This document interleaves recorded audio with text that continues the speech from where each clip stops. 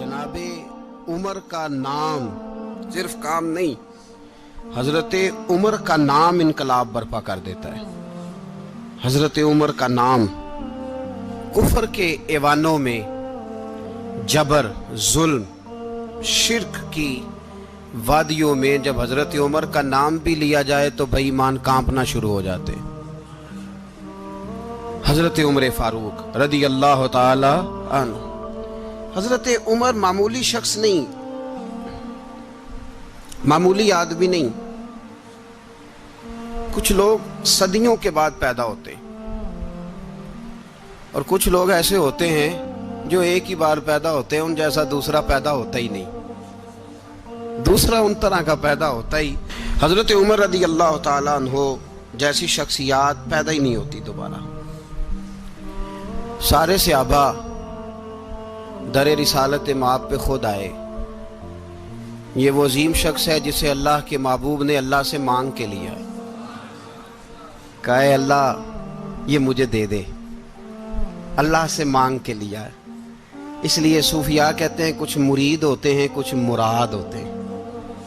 कुछ मुरीद होते हैं, कुछ मुराद होते हैं। मुरीद वो होता है जो चल के आता है, आके मुरीद होता है। मुराद वो होता है जिसे कहा जाता है कि ये कभी मेरा बन जाए ना, ये कभी आ जाए ना, मेरा बन जाए, उसको मुराद कहते हैं। हजरत उमर मुस्तफ़ा करीम की मुराद है, हुजूर की मुराद है। अल्लाहुम्मा आइज़्ज़िल इस्लामा बे इस्लाम उमर इब्न खत्ताब।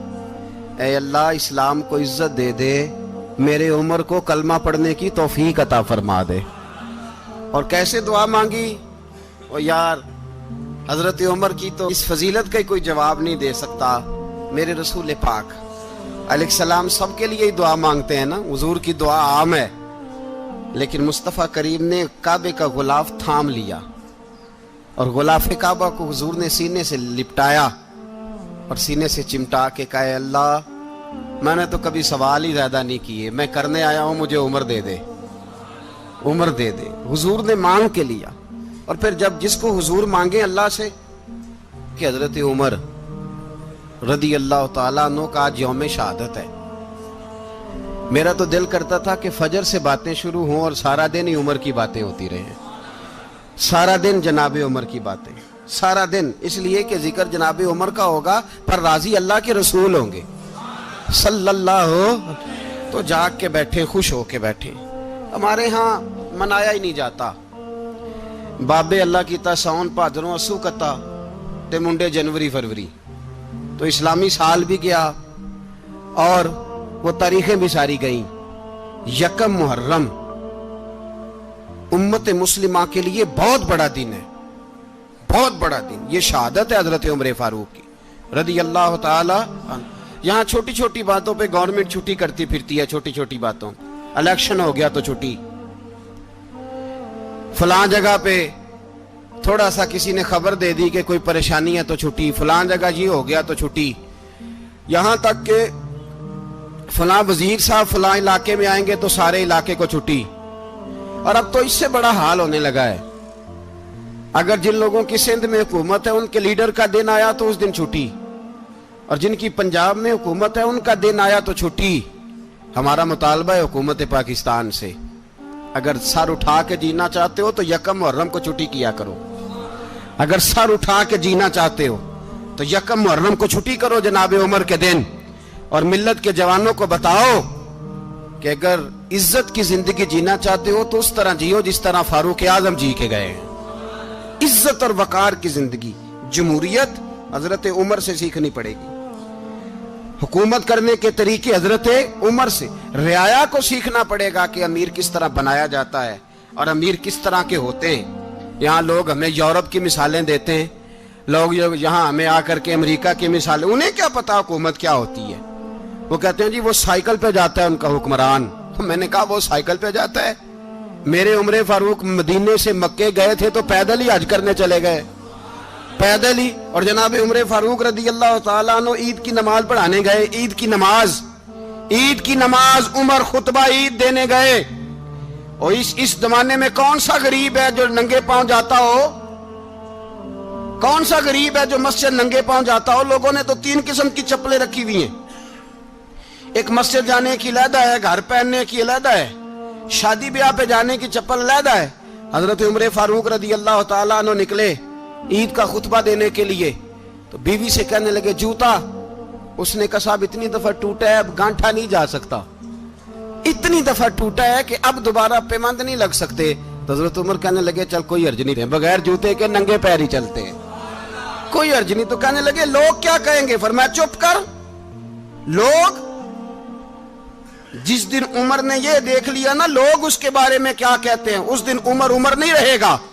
تو کہا پھر آپ کا نظریہ کیا ہے؟ فرمایا میرا نظریہ یہ ہے کہ رب رسول میرے بارے میں کیا کہتے ہیں، لوگوں کا کیا ہے؟ لوگ کل کسی کے بارے میں کچھ کہتے ہیں اور پرسوں کچھ کہتے ہیں، میرا نظریہ یہ ہے کہ رب رسول میرے بارے میں ننگے پیر عمر جا رہے ہیں۔ کون جی؟ میں بڑا ماڑا۔ اچھا جناب، کیا کیا غربت ہے؟ 10 قسم کے جوڑے لٹکے ہوئے ہیں کمرے میں، اور پہننے کی فرصت نہیں، سویرے کیا پہننا ہے شام کیا پہننا ہے، 15 سوٹ کٹھے استری ہو کے لانڈری والا بھیج رہا ہے، اور تو غریب ہے، تو بہت بڑا غریب ہے۔ اس لیے کہ غربت پیسوں کی وجہ سے نہیں ہوتی، غربت تو دل کی ہوتی ہے۔ تو واقعی بڑا غریب ہے اور تو غریب ہی رہے گا۔ امیر تو عمر فاروق تھے، عمر فاروق تھے جو ننگے پاؤں چلے گئے عید کی نماز پڑھانے، تو رستے میں جو ملا کہنے لگا عمر جوتا تو پہن لو۔ فرمایا تمہیں عمر کا جوتا نہ پہننے کا نقص تو نظر آیا ہے، کوئی حرج نہیں، اگر عمر کو کبھی بتانا ہوا تو وہ والا نقص بتانا جو عمر کی سیرت میں پیدا ہو، کردار میں پیدا ہو، وہ والا نقص بتانا، یہ چھوڑو جوتے آتے جاتے رہتے۔ ننگے پاؤں گئے، پاؤں دھوئے، نماز پڑھائی، لوٹ آئے۔ او بھائی یہاں تو ہمارا بناؤ سنگار اترنا، جتنی توجہ کپڑوں کی طرف ہے اتنی توجہ کبھی ہماری علم کی طرف ہوتی نا، جتنا ذوق شوق ہمارا بناؤ سنگار کی جانب ہے، اتنا بناؤ سنگار کبھی ہمارا اخلاقیات کی جانب ہوتا تو معاملات بڑی حد تک سنورے ہوئے ہوتے۔ حضرت سیدنا فاروق اعظم رضی اللہ تعالی اپنی زندگی کو ترتیب دیا۔ ایک دن بھی خلافت نہیں مانگی اللہ سے۔ حضرت عوف بن مالک اشجعی ایک صحابی ہیں، حضرت عوف بن مالک رضی اللہ تعالیٰ عنہ فرماتے ہیں کہ جناب ابو بکر صدیق کا زمانہ تھا تو میں نے خواب دیکھا، میں نے خواب میں جناب عمر کو دیکھا، اور میں نے دیکھا کہ کوئی کہنے والا کہہ رہا ہے کہ عمر وہ ہے کہ اللہ کے رستے میں کوئی اسے جتنا مرضی برا بھلا کہے یہ پرواہ نہیں کرتا۔ کس کے رستے میں؟ بولے سارے۔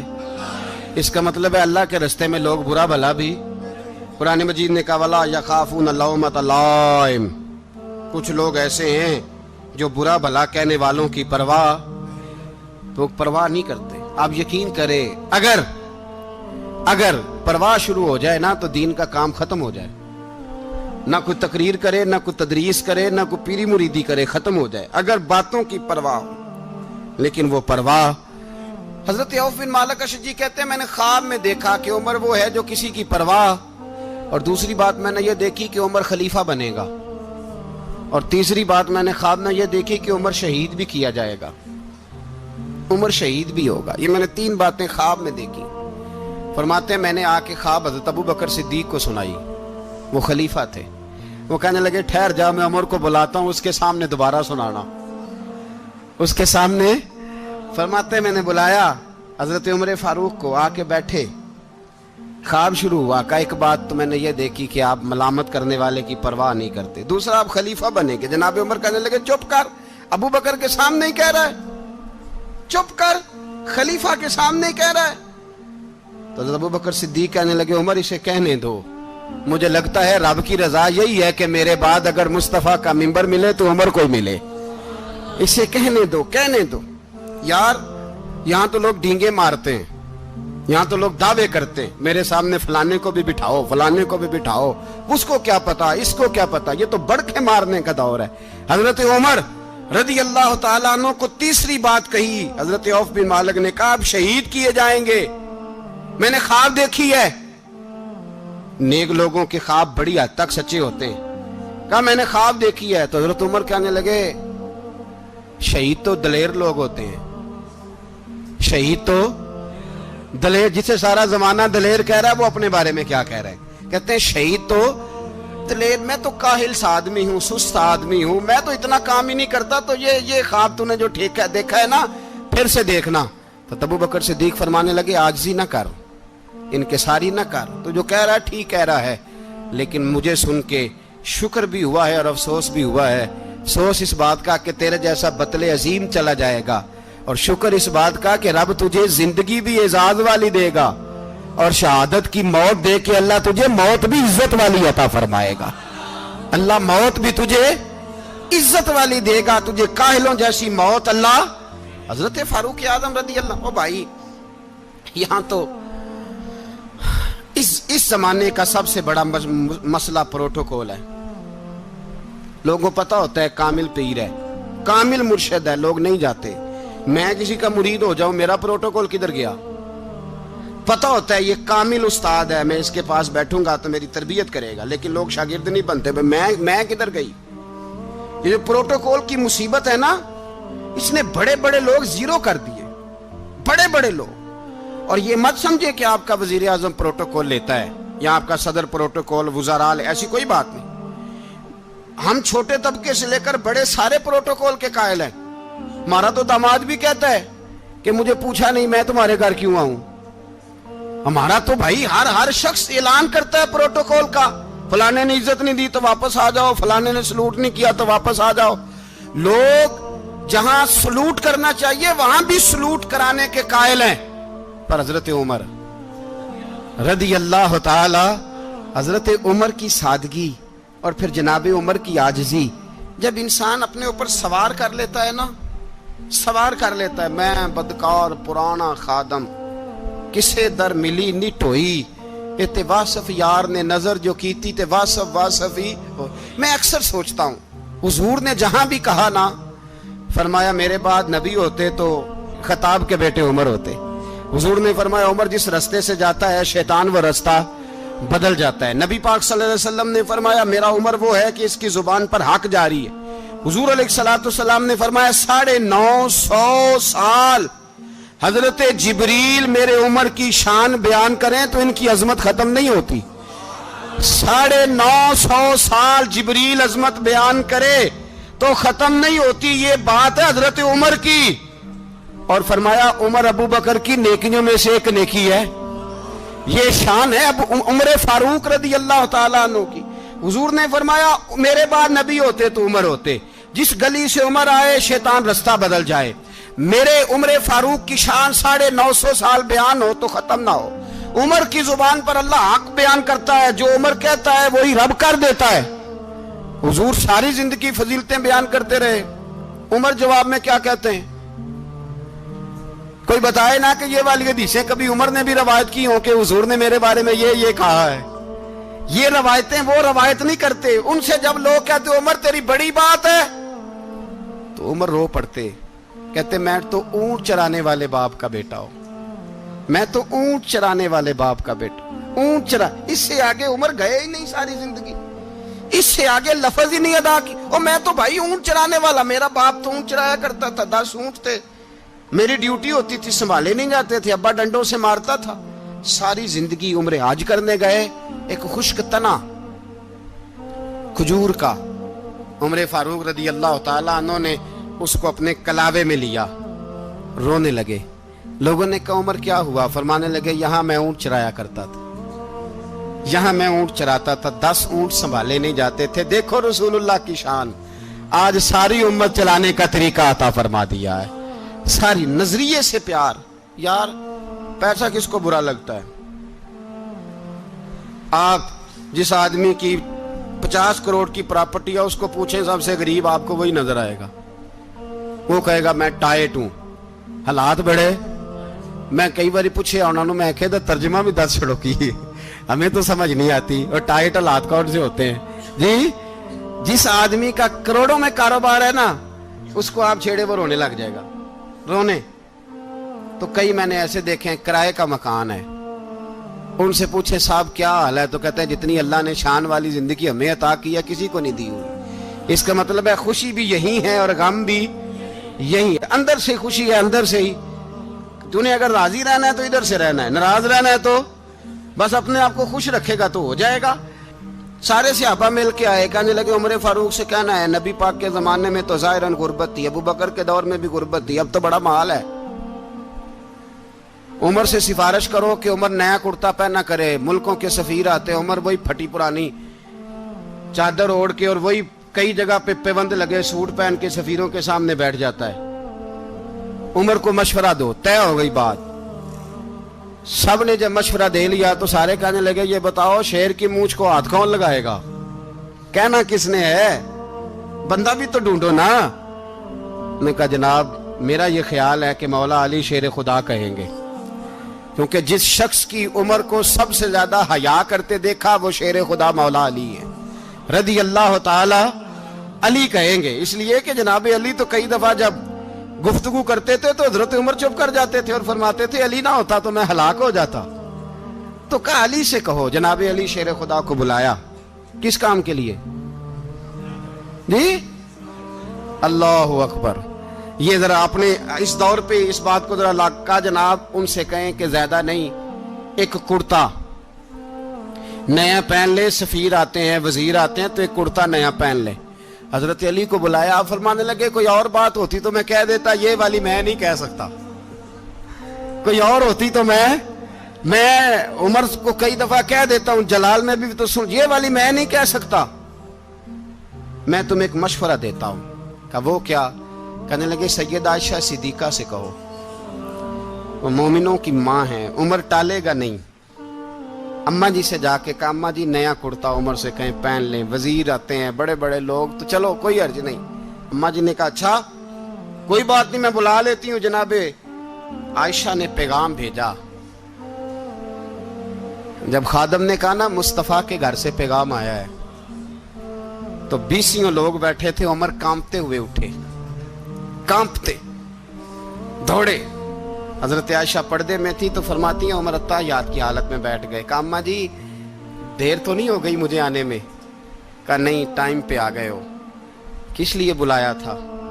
کہا عمر دیکھو غربت کے معاملات اور ہوتے ہیں، جب اللہ آسانی دے تو کوئی چیز استعمال کرنا حرام نہیں ہوتی، اگر حرام ہے تو بتاؤ۔ کہا نہیں اماں جی حلال ہی ہے۔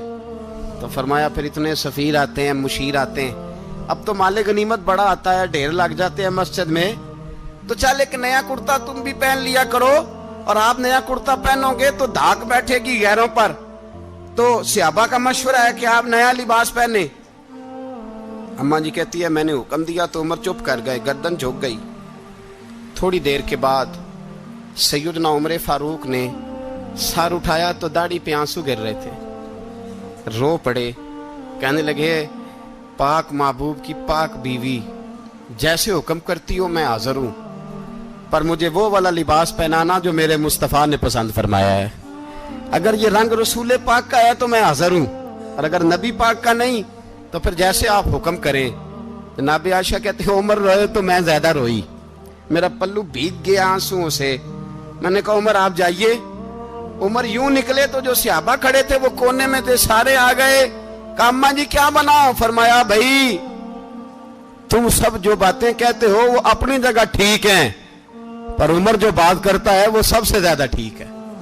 عمر جس پہلو پر بات کرتا ہے وہ یار ایسی عاجزی، ایسا رنگ، ایسا انداز، ایسا طرز حیات، ایسی زندگی۔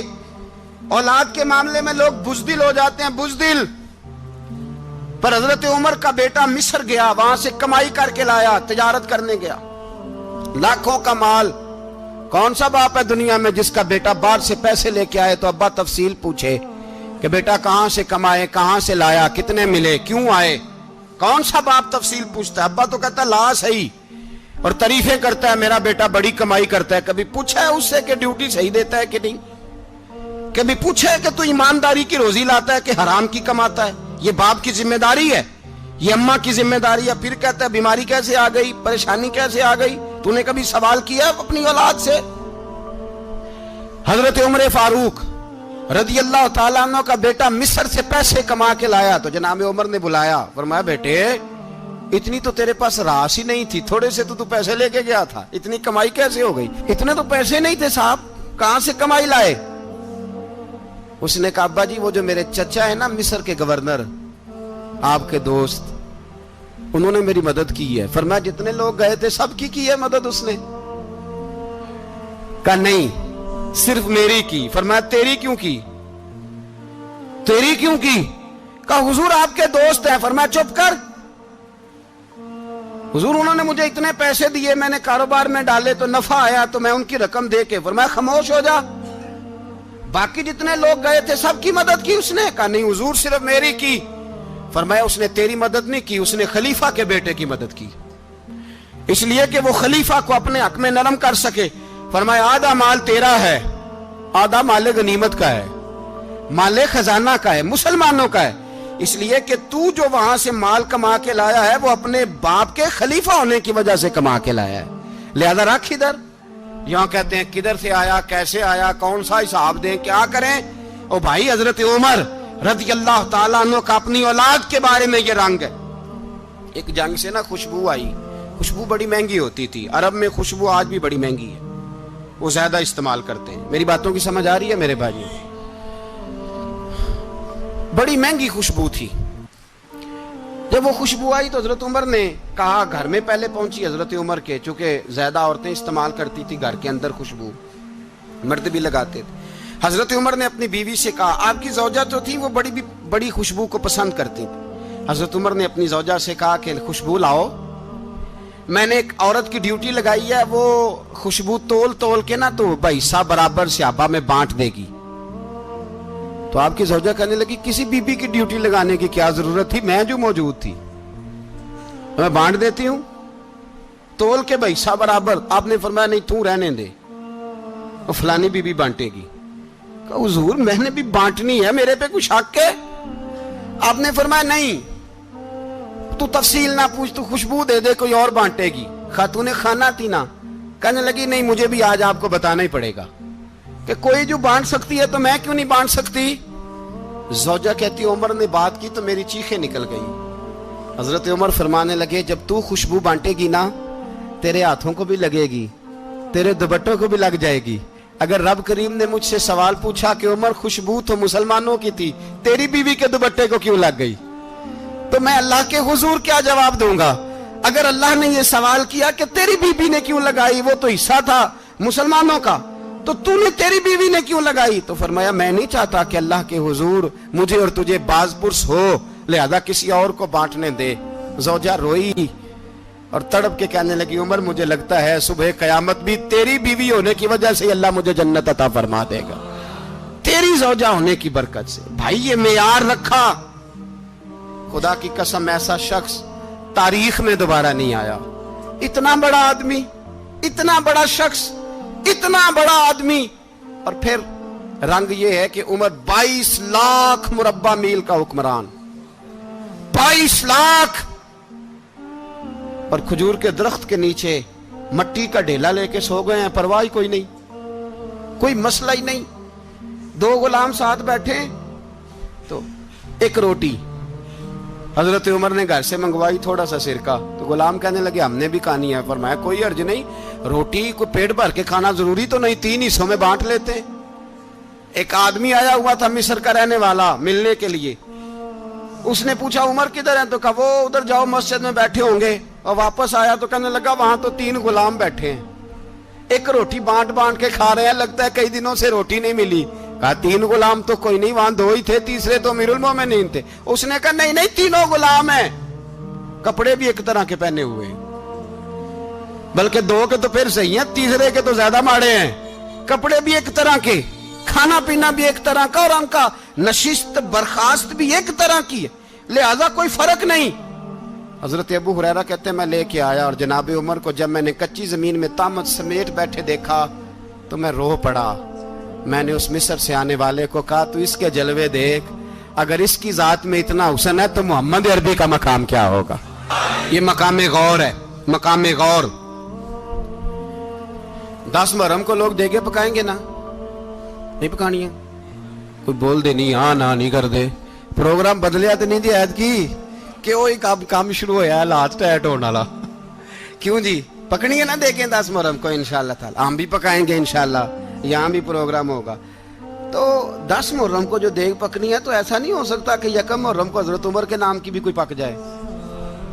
اگر امام حسن حسین کے نام کی دیگیں پکے تو جو امام حسن حسین سے پیار کرنے والے ہیں، جو امام حسن حسین سے، ہم لوگوں نے بھی عجیب رٹا اپنایا ہے نا، ہم لوگ بات کا ایک پہلو دیکھتے ہیں دوسرا نہیں دیکھتے۔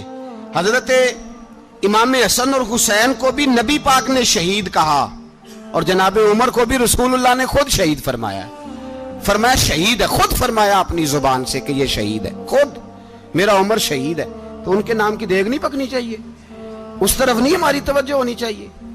اور اہل بیت نبوت، یہ بات میں پہلے بھی کرتا ہوں، آج پھر کرنا ضروری سمجھتا ہوں، اہل بیت کا پیار، سن لو کان کھول کے، اہل بیت کا پیار اگر ہمیں کسی نے سکھایا ہے تو سیدنا عمر فاروق نے سکھایا ہے۔ اہل بیت نبوت کی محبت اگر کسی نے سکھائی ہے تو کس نے سکھائی ہے؟ بول کے بتائیے، حضرت عمر نے۔ اہل بیت کا پیار ہمیں حضرت عمر نے بول کر کے سکھایا ہے۔ بھائی یاد رکھیں،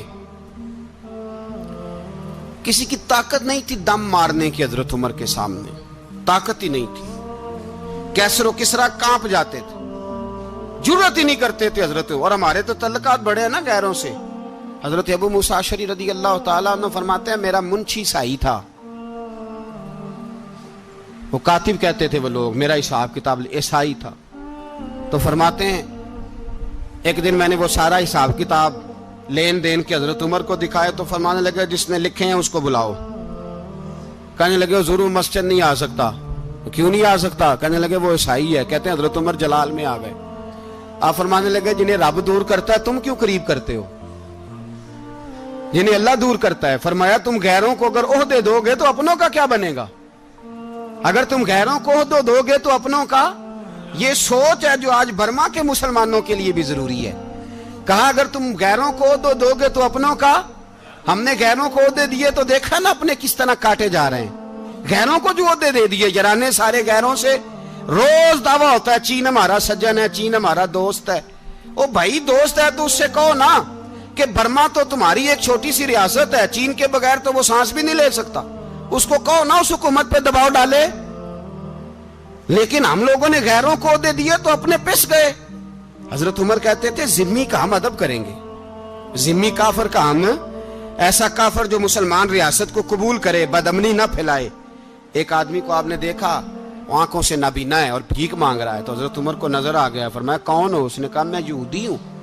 فرمایا بھیک کیوں مانگتے ہو؟ کہا جب تک تندرست تھا مسلمانوں کو جزیہ دیتا تھا، بوڑھا ہو گیا ہوں کیا کروں؟ حضرت عمر نے گھوڑے کی پشت پہ بٹھایا، کافر کو گھوڑے کی پشت پہ بٹھایا اور بٹھا کے مدینے لائے۔ حضرت علی شیر خدا وزیر خزانہ تھے۔ فرمایا علی اس کا وظیفہ جاری کرو۔ کہا یہ کون ہے؟ فرمایا یہ یہودی ہے لیکن یہ ہمیں جزیہ دیتا رہا، بوڑھا ہو گیا بیچارہ، بھیک مانگنے پہ مجبور ہے، ہماری حکومت کے اندر رہتا ہے، اس کا پورا وظیفہ جتنا خرچہ اتنا وظیفہ لگاؤ۔ حضرت علی کہتے ہیں میں وظیفہ لگا رہا تھا اور وہ میرے نبی کا کلمہ پڑھ رہا تھا، وہ رسول اللہ کا کلمہ پڑھ رہا تھا۔ یہ مزاج، یہ نہیں کہ کافر۔ حضرت عمر نے گورنروں کو خط لکھے تھے کہ زبردستی کسی کو مسلمان نہیں کرنا، جہاں ان کی عبادت گاہیں بنی ہو گرانی نہیں، کوئی مندر کوئی گرجا ضائع نہیں کرنا۔ اسلام سب کو جینے کا موقع دیتا ہے، پر بے ایمانو ظالموں بدذاتوں تمہیں یہ کہتا ہے کہ ہم تمہیں جینے کا موقع دیتے، تم بھی مسلمانوں کو جینے کا موقع دو۔ یہ جہاں بستے ہیں جہاں رہتے ہیں انہیں وہاں جینے کا موقع دو، انہیں بھی اللہ اکبر کہنے کا موقع دو، انہیں بھی قرآن پڑھنے کا موقع دو، انہیں بھی رسول اللہ پر درود پڑھنے کا موقع دو۔ ہمارے ملک میں عیسائی اپنی مرضی سے کھلے عام تبلیغ کرتے ہیں، یہاں تو چینل چلائے ہیں عیسائیوں نے۔ کسی مذہبی جماعت نے کبھی جلوس نکالا ہے کہ عیسائیوں کا چینل بند کرو؟ بولے نکلا ہے کہ نہیں نکلا؟ کتنے ظلم کی بات ہے۔ ہم جب غیر کو اتنا تحفظ دیتے ہیں، اتنا تحفظ دیتے ہیں، ہم نے دیکھا ہے مجھے بیسیوں لوگوں نے عید پہ ٹیلی فون کیے کہ عیسائیوں کو قربانی کا گوشت دے لیں، مجبور ہیں جی، دروازے پہ آ گئے ہیں، ہمارے کام کاج کرتے ہیں۔ بیسیوں لوگ، عام آدمی کے دل میں ان کا اتنا جذبہ ہے، وہ مسائل کا بیان کرنا ایک علیحدہ بات، لیکن ہمارے دل کافر کے حق میں بھی نرم ہو جاتے ہیں۔ تم کس قدر زیادہ بے ایمان ہو اور کفر کس قدر زیادہ ذلیل ہو گیا ہے کہ مسلمان کے حق میں نرم ہوتا ہی نہیں۔ اور اس سے بڑے ذلیل وہ ہیں جو ان ذلیلوں کے سپورٹر ہیں، وہ کسی عرب ملک کے حکمران ہو یا کسی اور جگہ کے، وہ بڑے ذلیل ہیں جو ان ذلیلوں کے سپورٹر ہیں، جو برما کی بچیوں کے قتل پر اپنی حکومتیں چمکا رہے ہیں۔ ने शर्म नहीं आती, इस कदर मुसलमान तड़पा है, लेकिन उन बेगैरतों को जरा होश नहीं आई। और ये उनके कमाश, उनके दलाल जो हर जगह उनकी सपोर्ट करके अपनी हुकूमतें कायम करते हैं, बेईमानों को पता नहीं कि कब इन पर अल्लाह का अजाब उतरेगा और किस तरह इनके परखशे उड़ेंगे। तुम्हें अपनी जिल्लत और रुसवाई नजर नहीं आ रही कि जमीन किस तरह तुम्हारे लिए तंग हो गई है? इससे ज्यादा और तुम्हारी रुसवाई क्या होगी? डरो अल्लाह से, और ये तो दुनिया का अजाब है। इन्न बत्श रब्बिक लशदीद, मेरा रब कहता है क़यामत तो कायम होने दे। जितना सख्त तेरे रब की पकड़ है, इतनी किसी दूसरे की हो सकती, याद रखें। और थोड़ा एहतियात करें हम सब लोग भी, जो हम लोग आधी जुबान बोल के भी इनकी सपोर्ट करते। अब शर्म आनी चाहिए हमें इन हुकूमतों की सपोर्ट करते जो मुसलमानों की लाशों के ऊपर हुकूमतें कायम करते हैं, शर्म आनी चाहिए। बहरहाल बात दूर निकल जाएगी और मैं अपने मजमून पे रहता हूं। अहले बैत का प्यार अगर सिखाया है तो जनाब उमर ने सिखाया है, रदी अल्लाह ताला अन्हो। इमाम हसन मिलने, आप यकीन करें, मैं जब इस वाकया को पढ़ता हूं तो मेरा दिल झूम जाता है। मैं कहता हूं यार, डाटा होना अपनी जगह पे, इश्क होना अपनी जगह पे, इंसान का बावकार होना अपनी जगह। जहां खड़े होना था वहां ये खड़े होते थे, और जहां झुकना था वहां ये इन लोगों में इकबाल ने कहा था, तेरी निगाह नाज से दोनों मुराद पा गए, अकले गियाबो जुस्तजू इश्के हुजूरो इस तरह। जहां अगर आया है सामने कैसरो किसरा तो उमर जैसा दलेर कोई नहीं, अगर सामने आया ईरान का बादशाह तो उमर जैसा तगड़ा कोई नहीं, अगर आया है सामने गुस्सान का बादशाह तो उमर जैसा आदिल कोई नहीं। लेकिन अगर अली का बेटा आया है, अगर फातिमा के लाल पारे आए हैं, तो फिर फारूक आजम से जैसा मुहिब कोई नहीं, फिर उनसे जैसा प्यार करने वाला कोई नहीं। अंदर बैठे हैं जनाब उमर, अंदर तन्हाई में कुछ वजीरों से गुफ्तगू हो रही है, मीटिंगें जारी हैं। आपके बेटे मिलने आए जनाबे अब्दुल्ला इब्ने उमर, अब्बा जी मिलने आए, बात ठहरो, बात कर रहा हूं, कोई ना अंदर आए। साहबजादा बाहर खड़ा है। थोड़ी देर गुजरी तो इमाम हसन भी आ गए। कौन आए? आपको अजब मिलेगा इमाम साहब का नाम लेने से, वो सरदार हैं जन्नतियों। कौन आए? सारे बोलिए, इमाम हसन, तेरी नस्ल पाक में है बच्चा बच्चा नूर का, तू है ने नूर तेरा सब घराना। इमाम हसन आए तो हजरत अब्दुल्ला इब्ने उमर को दरवाजे पे खड़े देखा, कहा अमीरुल मोमिनीन कहाँ हैं? कहने लगे हजरत उमर के बेटे। कहने लगे वो अंदर बैठे, कुछ मीटिंग हो रही है, और उन्होंने कहा कोई अंदर ना आए, लेकिन आप जाना चाहें तो चले जाएं, आप जाना चाहें तो, तेरी नस्ल पाक में है बच्चा बच्चा नूर, आप जाना चाहें तो चले जाएं। तो उन्होंने कहा जब आप बाहर खड़े हैं तो मुझे कोई इतना जरूरी काम नहीं, और अभी जोर की नमाज थोड़ी देर में होगी, मैं मस्जिद में मिल लूंगा अमीरुल मोमिनीन से। ये बात कह के इमाम हसन चले गए। यार इतनी बड़ी बात नहीं थी, इतनी बड़ी बात नहीं थी। तो मेरे उस्तादों का बेटा भी आए तो कहा ठीक है जी, वो सोए हुए हैं, तो कोई गर्ज नहीं यार, मैं ठहर के आ जाऊंगा, कोई बड़ी बात नहीं थी। देखा जाए तो बड़ी बात नहीं थी, पर बात बहुत बड़ी थी, इसलिए कि ये खाली हसन नहीं, ये हसन इब्ने अली है, ये हजरत फातिमा के लख्ते जिगर। हजरत उमर बाहर निकले, अब्दुल्ला इब्ने उमर से पूछा कोई आया तो नहीं? तो कहा हुजूर इमाम हसन आए थे। तो कहा फिर शहजादे को अंदर क्यों नहीं भेजा? कहा मैंने कहा था। वो कहने लगे अगर अमीरुल मोमिनीन मसरूफ हैं तो मैं जोहर में मिल लूंगा। हजरत उमर रोने लगे, फरमाया बेटे तूने अच्छा नहीं किया। फिर मस्जिद नहीं गए, सीधे इमाम हसन के दरवाजे दस्तक दी। इमाम हसन बाहर आए, कहा शहजादे आए थे तो मिले क्यों नहीं? तो इमाम हसन कहने लगे हुजूर आपका अपना बेटा दरवाजे पे खड़ा था, आपका अपना बेटा दरवाजे पे खड़ा था, और मना भी किया था आपने, तो मैं जोर में मिल लेता। हजरत इमाम हसन फरमाते जोशे जज्बात में जनाबे उमर ने सर से पगड़ी उतार दी, जोशे जज्बात में। कहने लगे हसन मेरे बेटे का और आपका क्या मुकाबला? क्या उसकी मां का नाम फातिमा ज़हरा है? क्या उसकी नानी का नाम खतीजतुल कुबरा है? क्या उसके नाने का नाम मोहम्मद मुस्तफा है? आपका और उसका क्या मुकाबला? फिर रो पड़े और कहने लगे बेटे मैं मक्के के सहराओं में ऊंट चराया करता था, ये जो मेरे सर पर इज्जत के बाल हैं ये तेरे नाने के उगाए हुए, मैं मक्के के खबरदार शहजादे खबरदार। ओ भाई अहले बैत नबुव्वत के अदब का रंग अगर सिखाया है तो सैयदना उमर ने सिखाया है। हजरत उमर फारूक अथॉरिटी है, इस्लाम की अथॉरिटी। यकम मुहर्रम हजरत उमर की शहादत है।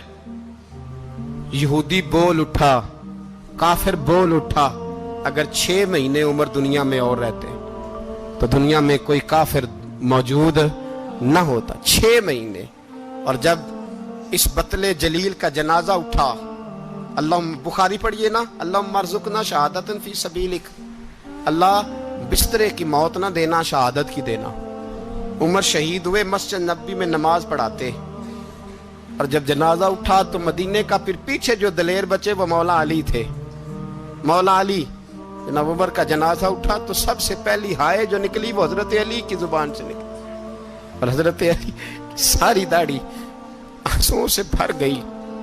लोगों ने कहा कि अली क्या हुआ? फरमाने लगे तुम देख नहीं रहे जनाजा किसका उठा है, पलट के देखो तो सही, तुम पता नहीं है कौन गया है। कहा हुजूर क्या हुआ? आप फरमाने लगे उमर इस तरह के काम करके गया है, अब इनके रस्तों पे कौन चलेगा, कौन इसके जिगर राहे वफा में। मैं नक्श ऐसे छोड़ आया हूँ, मैं जिस मंजिल से गुजरा हूँ वो अब तक याद करती है। हजरत अली हजरत उमर के जनाजे पे खड़े होकर कहते हैं अल्लाह मुझे उस तरह के अमल करने की तौफीक दे जिस तरह की उमर करके गया। मेरे भाई, बतले अजीज, बतले हुर्रियत हजरत उमर रदी अल्लाह ताला अन्हु, जो अपनी जिंदगी इनकलाब वाली गुजार के गए। उमर जब दुनिया से गए तो 80 दिनार का कर्जा था, 22 लाख मुरब्बा मील का हुक्मरान। और अपने बेटे से कहने लगे बेटे कोशिश करना तेरे खानदान वाले मिल के मेरा कर्जा उतार दे, मेरी कब्र पे बोझ ना रहे, और अगर खानदान वाले मदद न करें तो मेरे दोस्तों से बात करना, वो मदद न करें तो फिर अली से बात करना। इनका प्यार आपस में इतना, और तू इख्तलाफ साबित कर रहा। 80 दिनार का कर्जा छोड़कर हजरत उमर दुनिया से गए और जाती दफा कह गए मेरे बाद मेरे बच्चों को हुकूमत के मशवरे में भी शामिल ना करना, हुकूमत के मशवरे में भी मेरी औलाद शामिल ना हो। इतना बड़ा शख्स इतना बड़ा रंग दे के यकम मुहर्रम को जब उमर फारूक का विसाल हुआ तो बेटे से कहने लगे अम्मा आयशा से जाके कहो मेरा भी नबी पाक के रोजे में दफन होने को दिल करता है। एक कब्र की जगह है अम्मा जी ने अपने लिए रखी है, बुखारी है बुखारी। हजरत आयशा के पास साहबजादे गए, कहने लगे अम्मा जी उमर को जख्म लग गया है, हालत बड़ी परेशानी वाली है। वो कहते हैं अगर अम्मा इजाजत दे। सैयद आयशा रो पड़ी, फरमाने लगी कि वो अपनी कब्र की जगह तो नहीं ना किसी को देता, पर उमर ने कमाल ही बड़ा किया। उसे कहो जाओ गुंबद खजरा में कयामत तक जो मुस्तफा पे और अबू बकर पे सलाम पड़ेगा वो तुझ पे भी सलाम पढ़ के जाएगा, जाओ मैंने जगह दी।